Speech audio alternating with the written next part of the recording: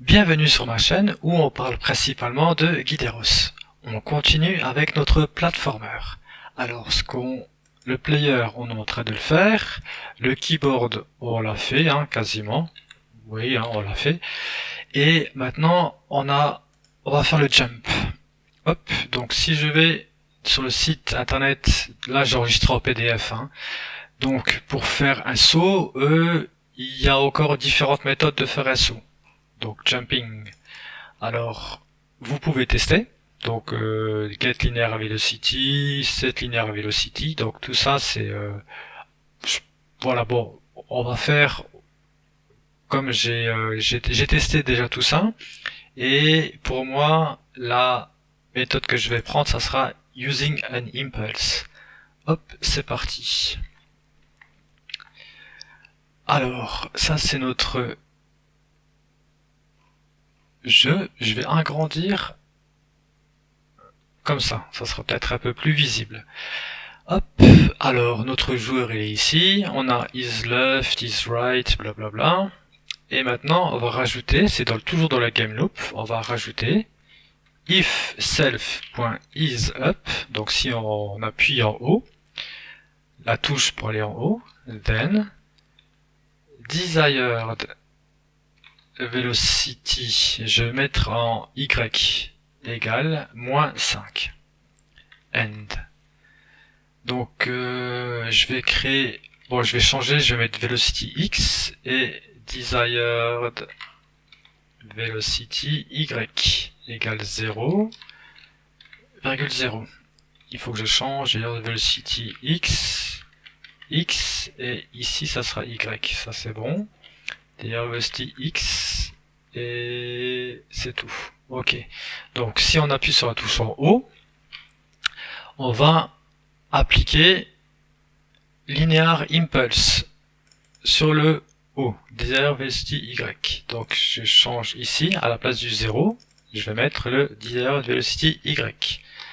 CTRL R pour tester, hop, je vais dans mon jeu, et je vais à gauche et à droite, et je saute, mais c'est un peu beaucoup.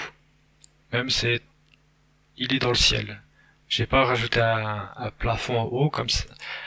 Ça fait que mais bon, on va corriger ça. Donc quand on appuie sur la touche, pour pas que ça se répète et que ça monte vers le ciel à l'infini, on va lui dire que quand on appuie sur la touche, on va lui dire que la touche self.isUp égale false.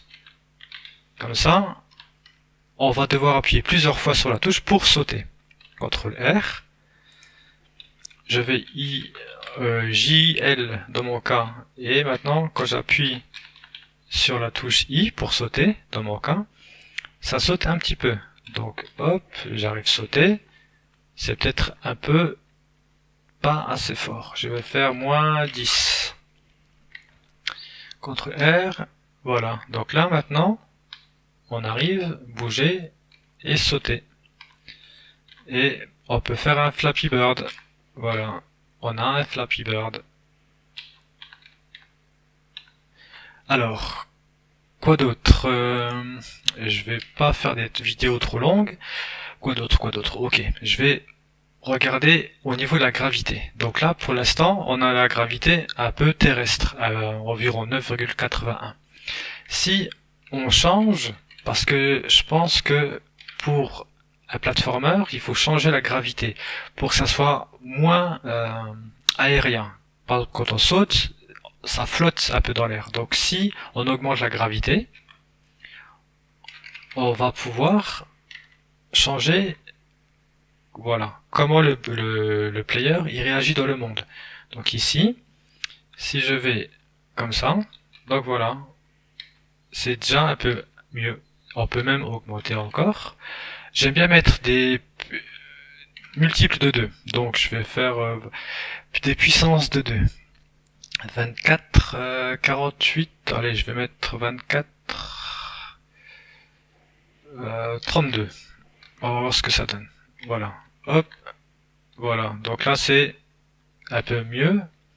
Donc après, on va devoir régler les paramètres selon notre type de jeu. Donc ici je peux mettre la speed, D'ailleurs, Velocity, je peux mettre moins 16.